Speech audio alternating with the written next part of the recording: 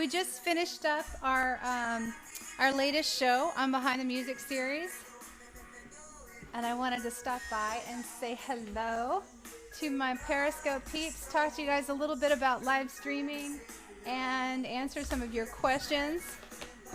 For those of you who are out there on Twitter, good to see you, and thank you so much for supporting the show today, because it was very, very cool to see you all tweeting out everything that was going on. We had a good time for sure. It was a great show. I just had episode number 401, and we actually had Justine on from the UK. We had Casper joining us, and Stus Rowland, and he was in Portugal. My leg, I saw it in yesterday's live stream. Oh, thank you, Prince. Prince, how are you? It's doing better. I still can't walk on it, but I have crutches. Hey, FM Radio's here. What's happening? Good to see ya. So lots happening for sure. We were on the show, of course, talking about live streaming and the future of music and how people are making money. We talked about the difference between Cubase and Pro Tools. As usual, we talked about all kinds of stuff across the board. The importance of using a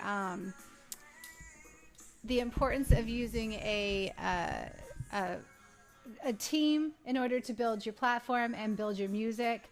Richard and Sal coming in soon. Awesome. Yes, they are. I'm looking great. Thank you so much. No more fires. No, fire's over. We made it. Studio's still here.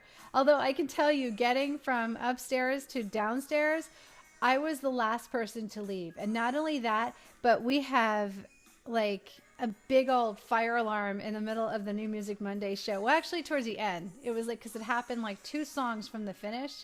So the editor's working on hopefully fixing that so that won't go on for much longer, because a lot of people are writing in and being like, oh my God, did the studio catch on fire? Like, no, it's okay. It was out in the back of the building somewhere. Hey, Crystal, how are you? Is that a different Periscope handle for you? So I want to also remind you guys that when you share out the broadcast, much appreciated, especially during the live shows, because when we do it during the live shows, I always mention your Twitter handles. I actually have everything lined up so that it notifies us and I know what's going on when it's happening. And I try to get those into the broadcast as much as possible. Sixtrine, hey, how are you? Thank you so much for advertising on Twitter for me today. So lots of that stuff going on. Other ways that you guys can get into news feeds.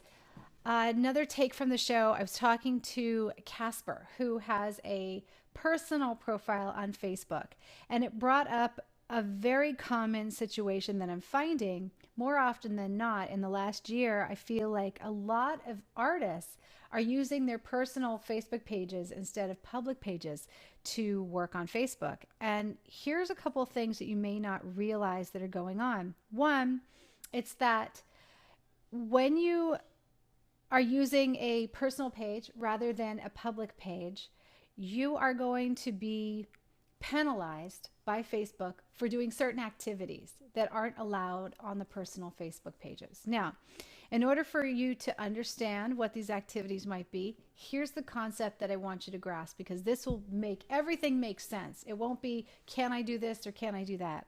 Think of Facebook as a website, which it is, that also has an app. And the company that owns Facebook is allowing you to post content on the pages and build your brand and talk to people and connect with people that they've brought to Facebook in exchange for your content, the use of your content. So, great topic, right? Yeah, I know. I love networking and social media. It's so much fun. So with that in mind, then you now have an understanding that all of these social media spaces are not yours. They belong to the website that owns them.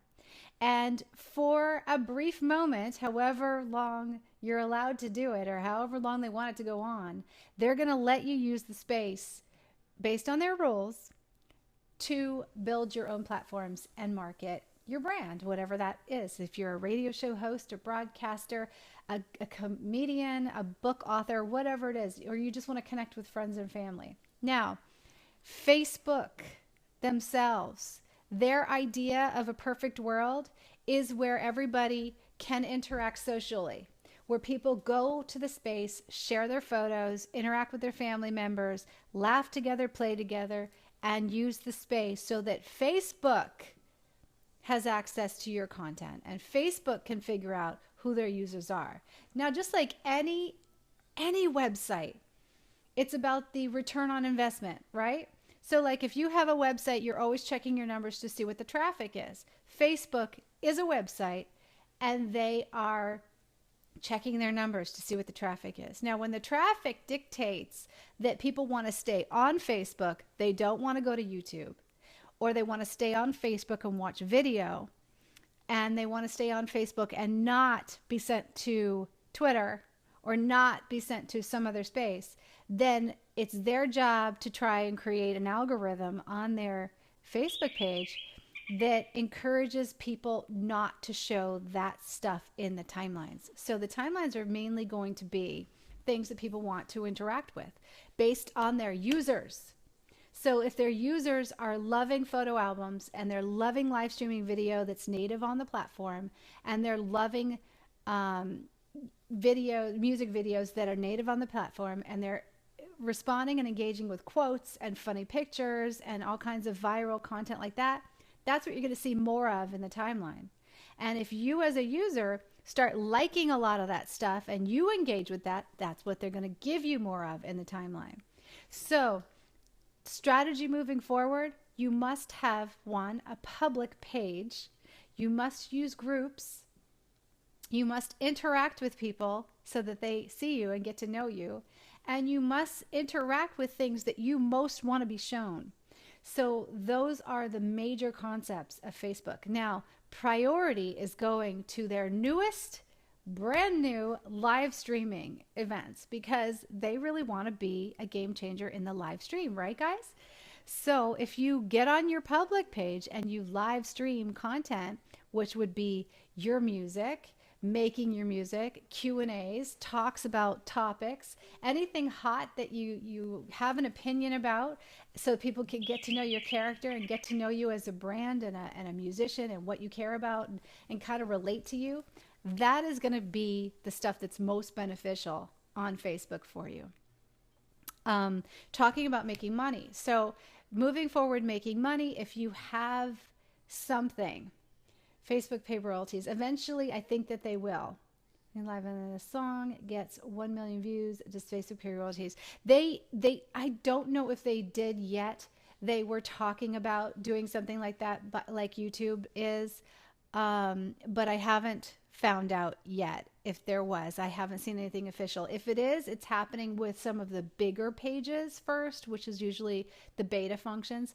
I do know that you can sell either now or in the future. Everybody will be able to sell ad space on your own feeds. So there is going to be room coming up for that. Who owns live stream once it becomes a replay? A replay, right? Remember, anything that you load to someone else's website is giving them permission to use it. So if you don't want to give them permission to use it and to advertise against it, then don't use the tools. We are being allowed to use these websites because they have the technology that you can't provide for yourself. Now, if you go over and you open a Squarespace site and you pay for a plan, then essentially you're putting your money into building your own website and capturing live video or whatever it is you're going to do on that website. But you're paying to host your own stuff. When you go over to YouTube and you go over to Facebook, they're paying for you to host stuff because they are streaming it, right? And they are getting it out to the people that they're spending money to attract and keep on their platform. So you guys have to be fair. You know, I know that the mentality is that if I created it, I should be making money on it. However, you don't own that website. They do. So if you want to make money on your own stuff, you have to build your own website. And then that gets down to, how do I get the tools? How do I get the technology? How do I get it all on a website? So you have to look into that, and yes, that will cost you money. So it's a weight and balance. Do I want to build a brand using free tools and new technology that is offered to me on these other spaces that already have like 50 million people on them? Or do I want to just keep it all to myself and only put it on my own website? The choice is yours, but there's no sense in complaining about it, because you can't expect people to build your business for free. They have to be making something out of it. And I think it's a good trade-off, to tell you the truth. I really don't mind purchasing some boosting ads to get the certain messages out there on our public pages. I feel like it's fine. It doesn't matter. If it's an ad and it's clearly an ad, I'm willing to call it what it is, and I am willing to pay to boost the ad out there. It's not that expensive. Although at Christmas time, it has been a little more expensive.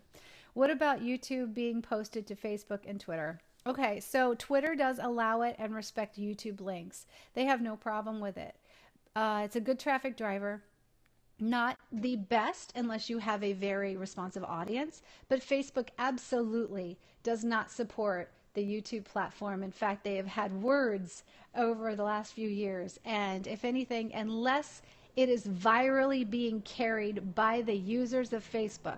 So in other words, when you do see a YouTube video floating around and it's not a natively loaded Facebook video, it's purely being pushed along by the users. People have loved it so much that they can't keep their little minds and fingers off the play button. So it automatically will force the feed and force it through. That's not going to happen with everybody's video though. So the most you can expect, if you don't want to load things directly to Facebook, is you could pin your YouTube video to the top of your profile and then try and direct traffic to your profile by making it a place that's a must visit. Now, think guys, what would make a Facebook page a must visit for you?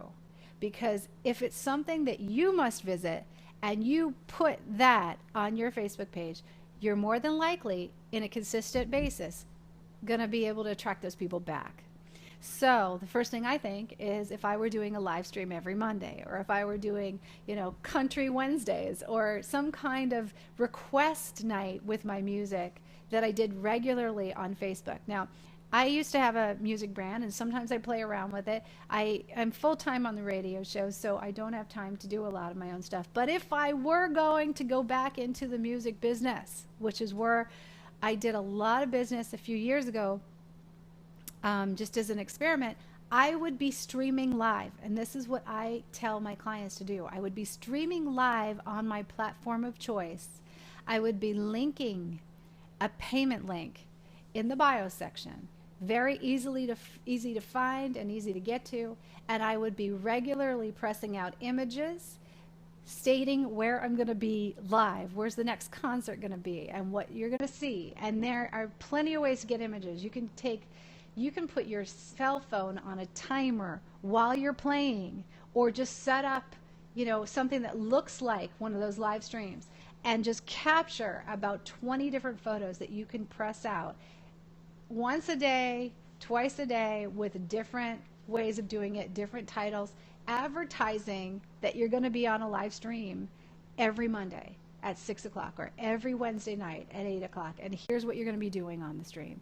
That is huge advertising. You can take that, add the link, so it doesn't actually have to have a clickable link. You could have Facebook and your address on it, right? Make sure your Facebook page is your name, and it doesn't have that wiki number. You can do that. You can set up a public page and put your name on it. Or create a landing page on your website. Now, this is a really big thing for live streaming. Create a landing page on your website that is like Jacqueline Jax JackelineJax.tv/live, or just live, right? It'll be a landing page that every single time I'm about to go live, it has an image of me with the announcement of where I'm going to be live and a clickable link to get there. So if you were going to go live on Periscope, you can't pre-schedule them, but you could send people to the app to be able to see the live show. If you were going to be live on Twitter, you could send people to the app to be on the live show.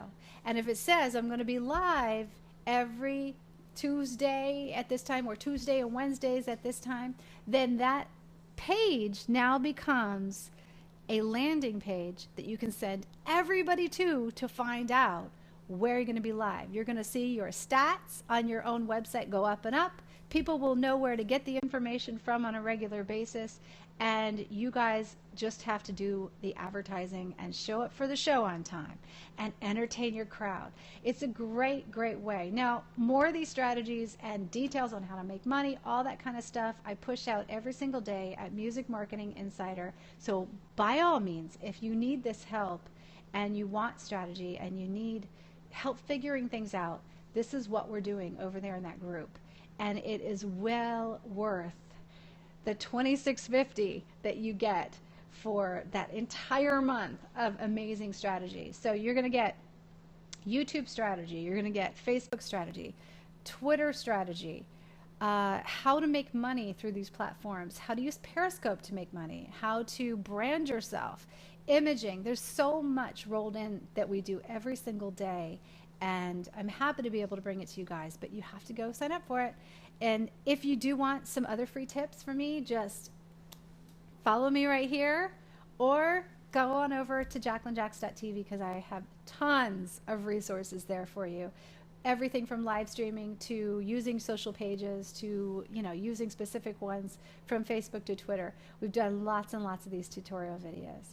All right, guys, great show today. Thank you so much for tweeting this out. It's always good to see you. And I hope that you are building a life that matters and pursuing those dreams and figuring out how to turn your passion into a career, because, it's not that hard. It just takes a lot of consistency and knowledge and kind of having that vision for what it is that you guys want to do with yourself these days.